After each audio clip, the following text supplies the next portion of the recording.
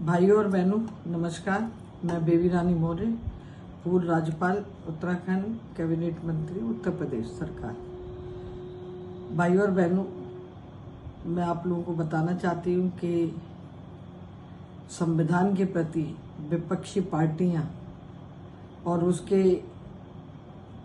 साथ कांग्रेस और उसके सहयोगी दल मिलके जो एक फर्जी नैरेटिव चला रहे हैं कि भाजपा सत्ता में आई तो दलित पिछड़ों का आरक्षण खत्म कर देगी, दूसरा संविधान भी बदल देगी। मैं आपसे ये कहना चाहती हूँ कि कांग्रेस कभी भी दलित वंचित पिछड़ों की हितैषी नहीं रही है, जबकि सच ये है कि वह स्वयं ही इसकी विरोधी है। 1961 में तत्कालीन प्रधानमंत्री जवाहरलाल नेहरू ने अपने सभी उस समय के मुख्यमंत्रियों को एक पत्र लिखा और कहा कि मैं आरक्षण को पसंद नहीं करता।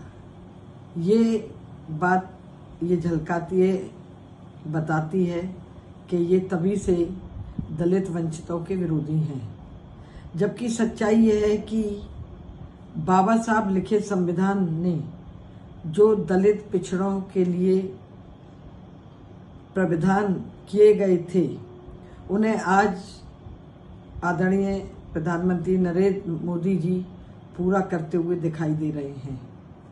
अगर कांग्रेस को इसकी चिंता होती तो जो योजनाएं आज दलित वंचितों के लिए फलीभूत हो रही हैं, यही योजनाएं उस समय फलीभूत हो रही होती तो आज दलित वंचित कितनी ऊंचाई पर होते। आज दलित वंचितों का विकास व सम्मान स्वाभिमान जिस तरह से बढ़ रहा है, उसके लिए हमारे प्रधानमंत्री नरेंद्र मोदी जी ही हैं। जो प्रधानमंत्री इतना दलित वंचितों के लिए, बंधुओं के लिए सोचता हो, वो कैसे संविधान खत्म करेगा? मैं ये सवाल कांग्रेस से कर रही हूँ। क्या वह संविधान बदलेगा और वह केवल प्रधानमंत्री के हाथ में है? अगर नहीं है तो ये ऐसा नैरेटिव क्यों चला रहे हैं?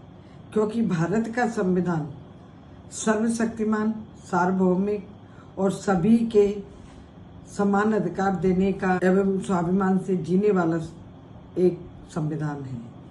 हमारे लिए तो यह पवित्र ग्रंथ है जिसे कोई छू नहीं सकता।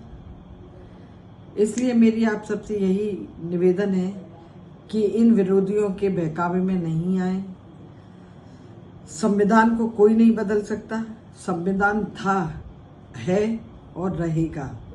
बाबा साहब को भारत रत्न 1990 में मिला, वो भी भाजपा की सरकार में, भाजपा की मिलीजुली सरकार में।